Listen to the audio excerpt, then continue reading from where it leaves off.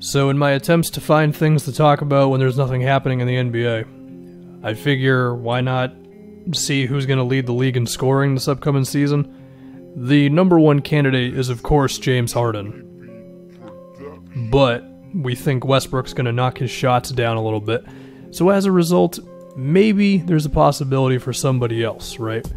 Now, if I can bring in a couple of quote-unquote outside candidates, they would be Karl-Anthony Towns and Damian Lillard, with the idea for Lillard being, I do kind of hold out hope that there is one astronomical season for Dame Lillard that he hasn't had yet.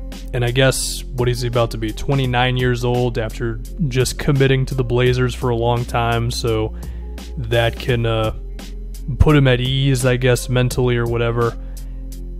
I just feel like if it's going to happen, it would be this season. Also the fact that the dude just keeps getting better as a shooter. I mean, 8 attempts a game at 37%, including the craziest shot that we've seen, well, I guess second behind Kawhi against Philly. But the shot against OKC was the shot against OKC, of course, right? So if Damian Lillard just is shooting 10 or 11 three-pointers a game this year, then could that catapult him to 31, 32 points a game and give him the scoring title? It's a possibility. I mean, am I really betting on it? If you force me to pick, no, because I think Dame, he has this ability to lead the Blazers in shot attempts and all that, but not be a ball hog at the same time. Like, I feel like he's conscious of, oh, I'm shooting too much, that type of thing, and I do think that could hold him back a little bit for this specific type of thing. With Karl-Anthony Towns, I mean, it's Karl-Anthony Towns, and the Wolves are just going to be desperate for any kind of scoring that's not from him, because, I mean, just look at the roster. Like, Covington can make shots, and, you know, Wiggins is who he is, and Culver, I mean, you know, Culver can do some stuff, but he's a rookie. There's just not a lot of guys besides Towns who are going to be taking shots, and I could see Karl-Anthony Towns leading the league in scoring. I could see him leading it in shot attempts and whatever else, right?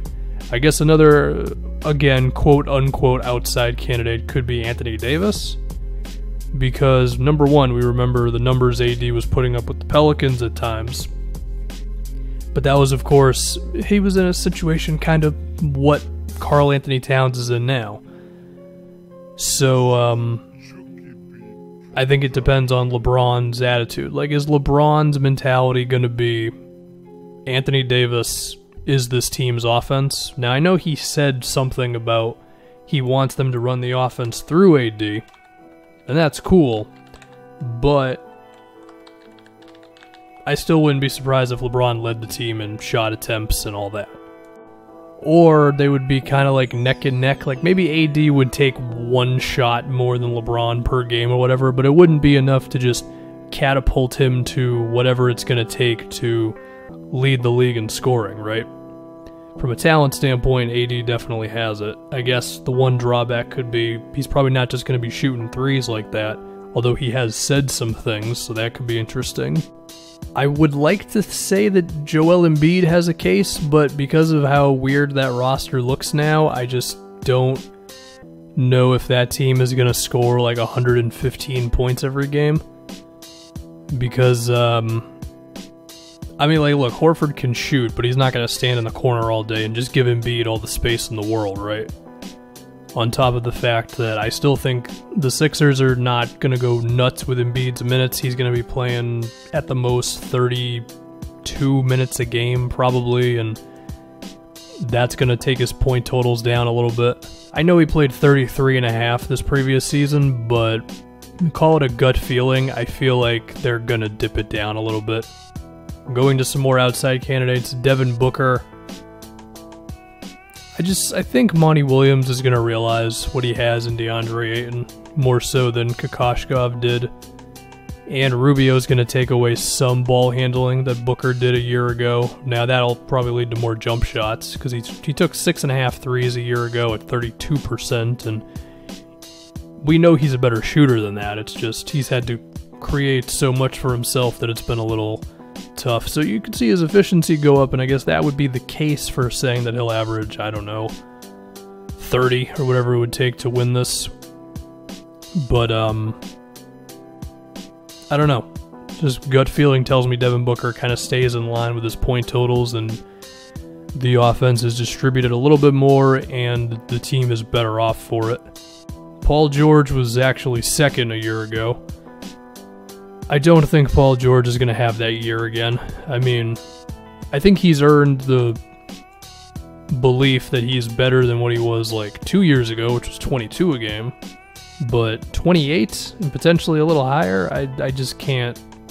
I cannot picture it in my brain. Okay. I mean, the shots that guy was making were pretty damn wild. I mean, he finished the season shooting like 44% from the field because he had that weird shoulder thing. But there were stretches of the season where he was basically Kevin Durant. We all know not as good of a player, but the numbers and all that stuff, it was on that level, and I just don't think Paul George is going to do that again. So, in the case of Kawhi, similar to Embiid, I think it's going to be the minutes. If you dive into Kawhi's injury, there's a chance that it's never going to heal. It's one of those things where you can just give it as much rest as possible, but it's going to come back once he puts stress on it, and that's the kind of thing where you're playing 60 games a year, 30, 31 minutes tops, and you hope you can get through the playoffs, so there's that. Obviously, Kevin Durant does not have a case. Kyrie could, because, and this is something I said in that Nets video, I wouldn't be shocked if he had like the highest usage in the league, because it's going to be the Kyrie show. I mean, yeah, Karras will do stuff, but he's going to average like, I don't know, 16.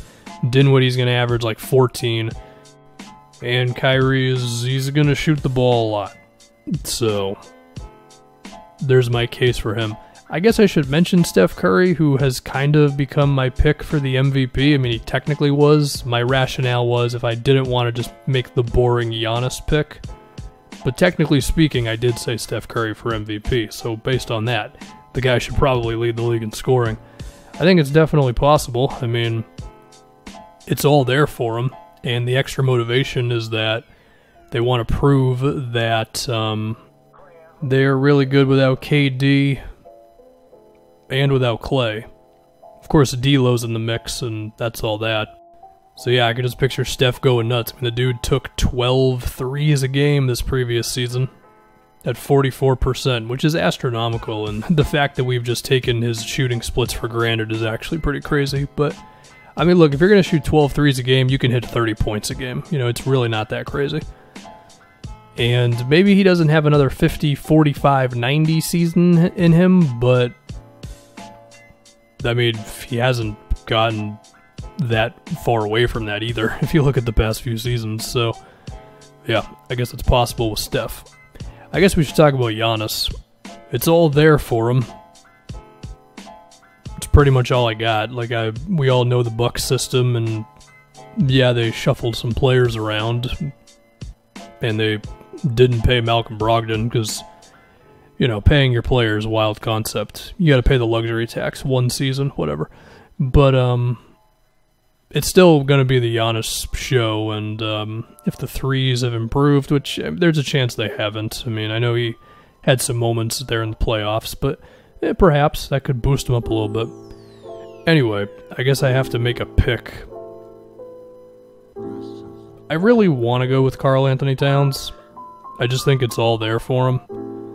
So why not? I'll speak it into existence. I think karl-Anthony Towns will lead the league in scoring in 2000 and whatever year this is, before climate change kills us all.